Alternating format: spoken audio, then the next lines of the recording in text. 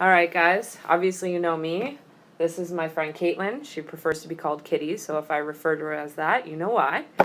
And right now, we're going to talk about her experience with mental illness in the workplace. So, I guess first we'll get started with what you've been diagnosed with. Suicidal depression and anxiety. And anxiety, eh? I bet that was tough to deal with. More so than you'd think. Yeah. So, do you have, did you have coverage when you were going through this experience at all for medication? No. All right, so what exactly happened? Well, my very first job, I had an anxiety attack in the men's washroom at Arby's. Yeah, did anyone come looking for you, or? I spent about 2 hours in the men's washroom by myself. Really? Wow. And how did that impact you while you were in there? I was panicking. I was rush hour. It was my very first rush hour, and a man came in, started yelling at me, and I couldn't handle it, and I just kind of walked away from the situation, went to the men's washroom, and sat on the floor and rocked back and forth, just trying to calm my breathing. Yeah, no doubt. Was the man there when you came back out, or no? No, someone else had taken over my cash spot.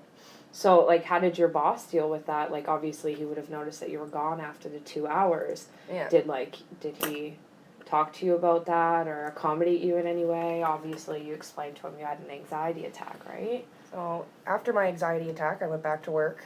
He asked me where I was. I told him I was having a panic attack in the bathroom. The next day, I came into work. Before I could even get my shift started, he told me, well, we don't need your type of employment here, so you can go home.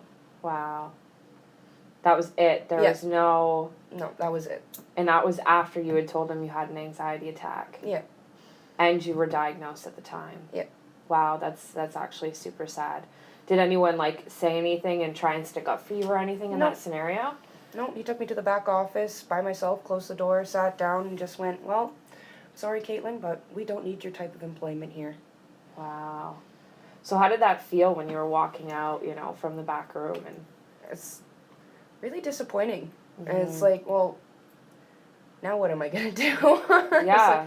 I had spent maybe 4.5 weeks at my new job, and I'm going to go home with nothing pretty much and explain to my mom why I just lost my job. Yeah, for something that was obviously completely out of your control, especially because you weren't medicated at the time, right? Yeah. So did anyone give you any looks? Anyone say, oh, what'd they bring you in there for? Anything like that? No. Nothing, just straight walk out. Yeah. Wow, that's amazing. So what happened, in regards to you looking for work afterwards? Did you... I pretty much lost hope. Yeah. I haven't had a job since. I've been seeking mental help ever since. And basically I've just been living my life on assistance and ODSP. Trying to get by, eh? Yeah. Wow.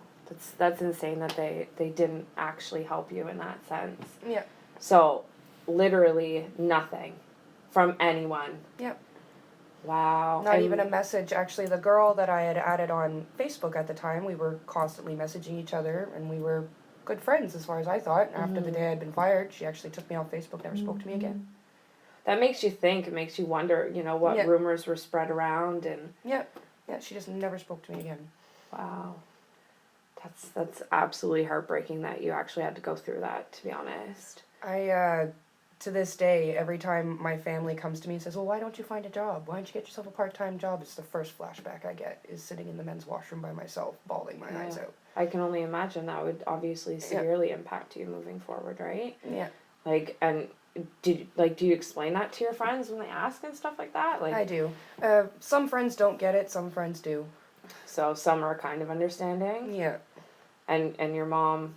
My mom gets it. She's lived with me my whole life, pretty much, so she's got my back. Yeah. Okay. Has there been any other experiences you've dealt with in regards to your mental health? People discriminating against you for your mental health or anything like that? Oh, discrimination against my mental health comes a lot from my family, actually, believe it or not. Other than my mom and my grandparents, my family believes it's just something you can get over. It's just in your head. You can get over it. You don't need these meds. You don't need these therapists. This is there's nothing wrong with your face. There's nothing wrong with your body. What, like, it's all in your head. Yeah. Like, Wow, I can only imagine how difficult that would be to face.